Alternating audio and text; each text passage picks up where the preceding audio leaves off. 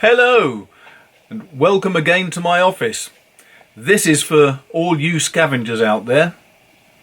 I don't know why I came up with that name, it's very unfortunate really, but this is the area where I try to respond to people's questions and give you moderately sensible answers if I can. So today, thanks a lot to James. I really appreciate your comment, because it would be sad if no one commented. But you said, which periods of history speak to you and why? You're a fan of Dark Ages and medieval work, but also Gothic and Victoriana. And you're not sure there's a natural link. I'm not sure there's a natural link either. But I can quite understand why. I think I'm fascinated by all areas of history. I really do. After all, it's not so much the period itself that is so interesting, it's the people who are writing about it and the imagination they put into it, surely. I admit I have never actually been that interested in the Dark Ages books. I've read a few. I know of several guys who are brilliant writers who write in that period, but it never interested me. I'm much more interested in the Roman period. Why? I'm not sure. Is it just some sort of... I don't know. Xenophobia? No, because I prefer the Roman chaps compared to ours. It's most peculiar. I don't know why it is. But if I read a Tony Rich's book, they are superb. Ben Kane, another fantastic writer. Ruth Downey does superb crime books based on the Roman period. And they're all somehow, Roman history seems much more exciting and intense than the sort of things you get generally written about the Dark Ages. Likewise, I've never been interested in Vikings. It's just, sorry, they don't do it for me. Medieval history, obviously, I find truly fascinating. I do find the 1100s difficult, because if you think about the differences there have been in society since, say, the 1700s and the 1900s, or the 1800s and the 2000s, there's a massive change in society, in technology, everything. And it always strikes me as difficult trying to write about the 1100s, because I know I'm one of the world's nerds on the early 1300s, but I know very, very little indeed about the periods immediately beforehand.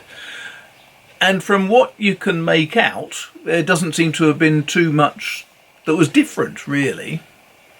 But the politics was different, the power and authority of the king was different, the way that the legal system worked was different. And you sort of start off writing about the 1100s with a certain set of examples and assumptions, I guess, in your head. And then fairly quickly after you started writing, you realise where you've gone horribly wrong. It's rather the same as writing about the Victorians. It's very difficult to know what was in place in Victorian England compared to what was in place in the Second World War, say, or post-Second World War. And the hardest thing is, of course, that the Victorian period itself covered such a broad period that what was true at the beginning of the Victorian period wasn't necessarily true at the end of it. And so where do you focus in? One of the best series, I think, still that's ever been written about the Victorians was George MacDonald Fraser's books. He was not just a brilliant author, he was also an exceptionally good historian. This book he wrote, The Steel Bonnets, which was the history of the Border Reivers, and they were basically raiders from the 15 to 1600s that guaranteed that the whole of the Scottish border was lawless. It was absolute mayhem there. But of course, MacDonald Fraser wrote most of his books set in Victorian England, the Flashman series, which were superb. Yes, okay, he probably went off a bit towards the end of his life, but Flashman as a concept was brilliantly well conceived. The history that he put into those books was fantastic. I love all the footnotes and notes at the back of each book, because they give you the bibliography, they give you the focus to go and find out more about the period yourself. One thing I intend writing is going to be about the White Raja of Sarawak, because I think that was a fascinating period. An Englishman who went over to India, got really intrigued by the area around there, and set up his own little military force, in effect, which are basically a bunch of well-behaved pirates, I suppose you could say, who destroyed the pirates in competition up there, and eventually was crowned king of the local people because they felt that he protected them. That's got to be worth writing, isn't it?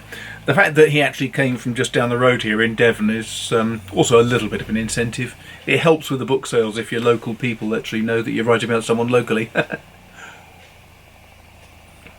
But other periods, as you can tell, I do like Tudor England, because that gives me a certain amount of opportunity for giggles at the expense of poor old Mary Tudor. I only came across that because I was thinking of a new period to write about.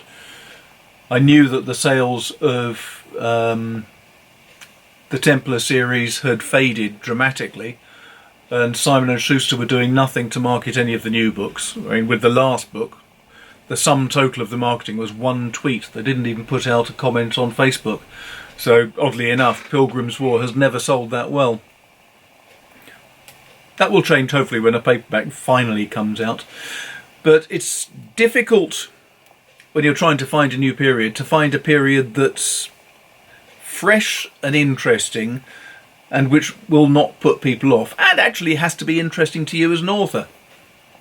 So I actually hit on Bloody Mary because I thought about Elizabeth. Oh, well, everybody's written about Queen Elizabeth's period.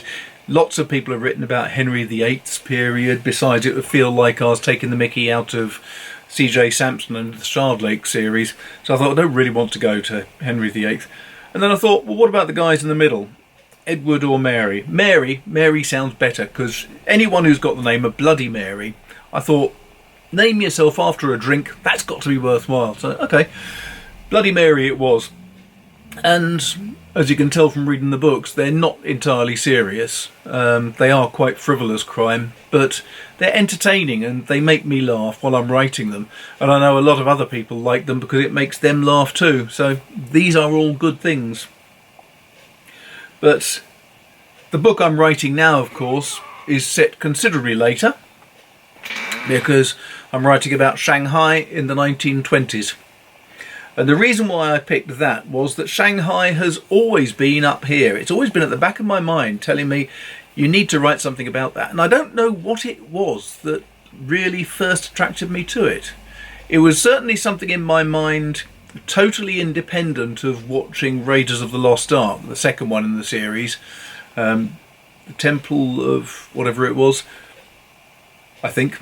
I don't know. But the second one was set with the very beginning in Shanghai, in a cabaret. I thought that's a brilliant concept to run with when I look back at the film not that long ago.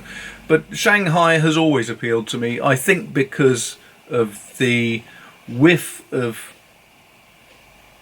real seediness, but with the allure of fabulous wealth. There were so many people that were hugely rich, living cheek by jowl with massive poverty. And writing about things like that mean that I can look at present day society, England, America, pretty much anywhere really, and look at exactly those same difficulties. And it's proving to be enormously enjoyable. My only regret is I've never managed to get out there to have a look at the place in the flesh, because trying to walk around, just get a feel for the landscape and so on, is always an important part of my writing.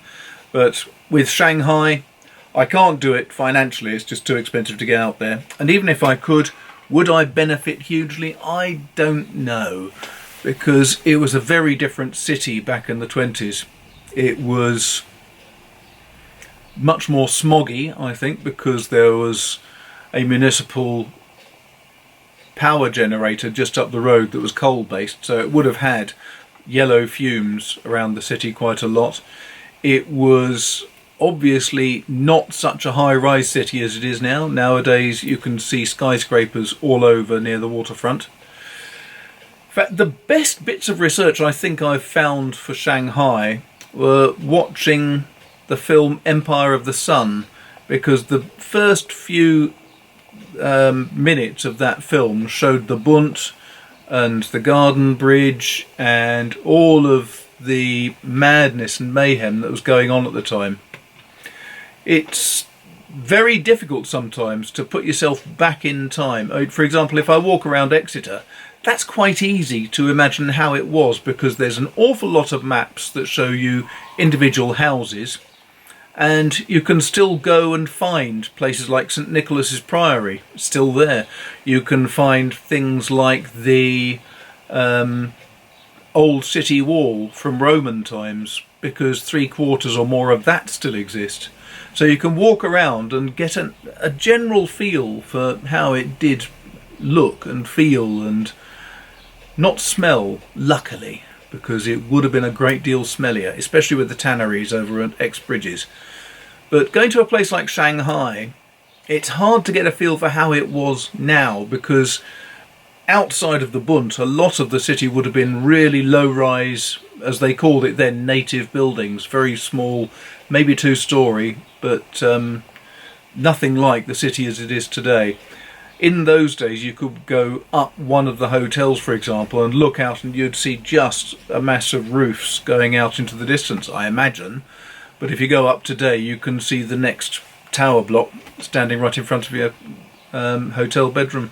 So whether I'd actually get that much more from it, I don't know. One day I will go there, I hope.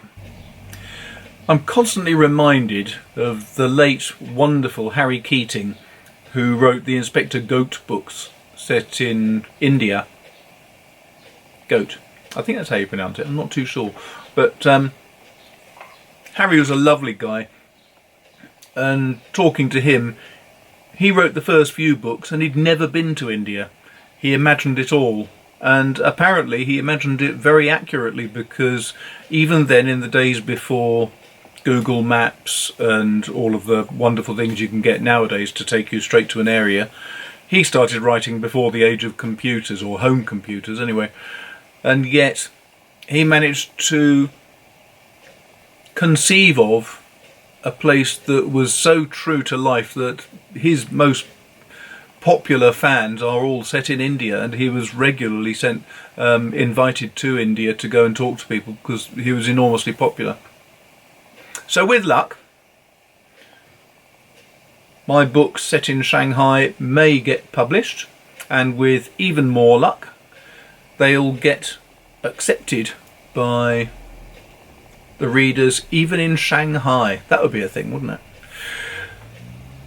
I say with luck they'll get published. There is no guarantee. I mean, publishing nowadays is astonishingly difficult. It doesn't matter how good your track record is, the only thing that matters is how good your previous book is. If the last book you wrote, however, did not do so well, then that's the reputation you've got. Publishers tend not to do anything in terms of marketing and publicity.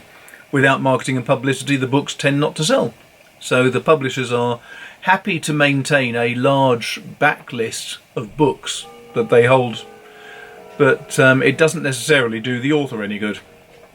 But never mind, Shanghai will, I hope, do very well. I think it's the type of crime book that would appeal to an awfully large cross-section of readers. I think there's a lot of people who would be very interested in Shanghai as a location in that period. I think that the story itself is working out to... I'll do it that way, it's much more polite. The story itself is working out to be a good, convoluted Last Templar series type of story. Possibly a little bit more hard-edged. Depends how you look at it. So I think there's a good readership out there for it. It's a bit more of an edgy type of story. But you can never know until you put these things out in front of publishers and ask them to have a look at it. So let's just hope there's a good publisher with a lot of common sense who wants to buy it. And that, I think, is probably enough for now, because the battery on this phone is going to die any second. So I've just got enough time to say thanks a lot for watching, thanks a lot for your patronage, and I look forward to speaking to you again soon. Thanks very much. Take care. Bye.